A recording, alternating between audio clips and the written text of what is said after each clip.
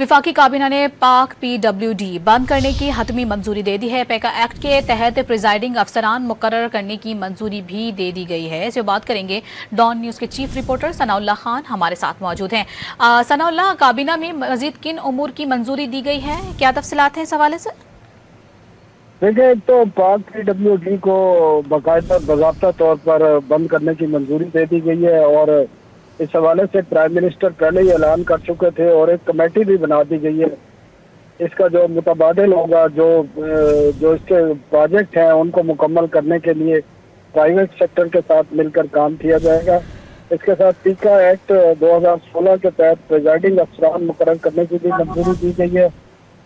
ECC के फैसलों की मंजूरी दी गई है। इसके अलावा पहली मरतबा TV, रेडियो और प्रिंट मीडिया पर जो अद्वियात की तशहीर की इजाज़त दे दी गई है। माजी में इजाज़त ये नहीं थी। अब अद्वियात साज इदारे भी अपनी जो प्रोडक्ट हैं उनकी तशहीर कर सकेंगे, मीडिया पर, इलेक्ट्रॉनिक हो या प्रिंट हो या रेडियो हो। इसके साथ अफगान महाजरीन के प्रूफ ऑफ रजिस्ट्रेशन कार्ड की मुद्दत में तोसीक भी कर दी गई है।